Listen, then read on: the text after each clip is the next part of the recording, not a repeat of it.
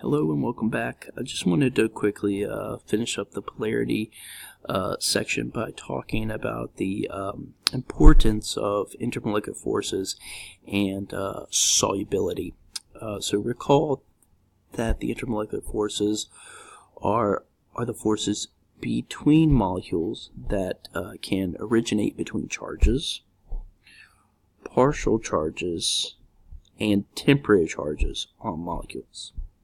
Okay, and the main four types that we are going to talk about are the dispersion, the dipole-dipole, the hydrogen bonding, and the ion dipole. So recall that the dispersion forces, also known as LDFs, right, the London dispersion forces,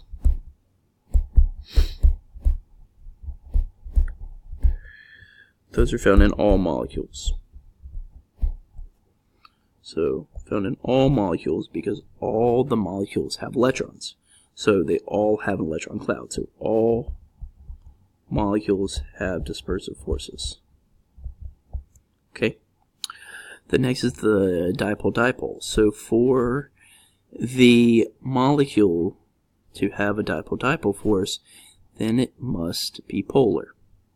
So must be polar.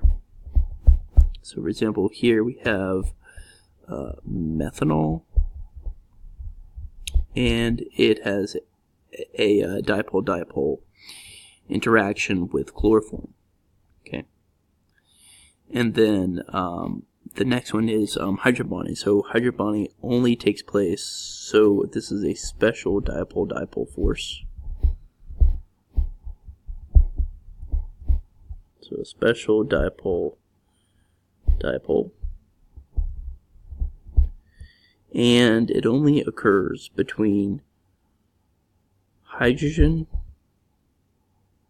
to oxygen to nitrogen or to fluorine, right? So for example, here we have the OH is interacting with the oxygen of the water. So this is showing the hydrogen bond. And then the last but not least are the ion dipole. So ion here, sodium, and then it has a dipole interaction with water. So these are the ion dipole, and this is where we will start with the solubility. Okay, so let's continue.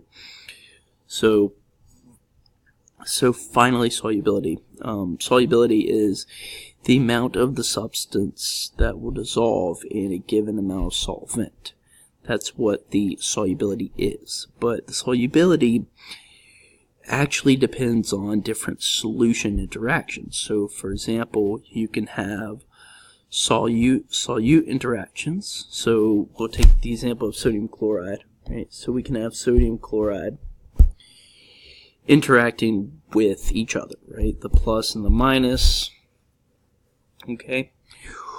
Or we can have solvent interactions. So the water can be interacting with water, and so on, right? And then we can have solvent-solute interaction. This is where the main point's going to lie. Because a solution forms if the solvent-solute interactions are strong. That's what gets a solution to form. Well, it's one of the criteria for a solution to form. So strong solvent-solute interactions. For example, let's get rid of this for a second. And let's go back to our example of sodium chloride. But now we're going to draw what could be happening. So what I've done is I've brought in a picture of what's happening between water and sodium and chlorine, or sodium chloride, when it is dissolved in water, right? And how this goes about. So to explain, right, so we have these solute-solute interactions between the sodium chloride, and then we have the solvent-solvent interactions between the water. But when you have the salt dissolved in water, then the water can create these shells around the charged particles. And when that happens, the salt dissolves. Or a solution forms because the solvent-solute interactions are stronger than either of these. Okay? Of course, there are some other criteria, but it basically breaks down to like dissolves like. So polar will dissolve polar or ions because of the strong interactions, right? The strong dipole-dipole, hydrogen bonds, interactions. Compared to something like hexane, right, a carbon compound, and water. Right? These are not, right? Not soluble, right, to each other, because you have water that has the hydrogen bonding, and then hexane only has the dispersion forces. And if you have hexane interacting with water, there's not really a payoff. So these are not soluble.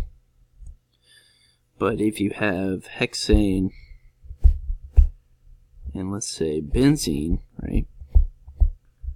Those are both nonpolar and they are soluble. So nonpolar with nonpolar are soluble.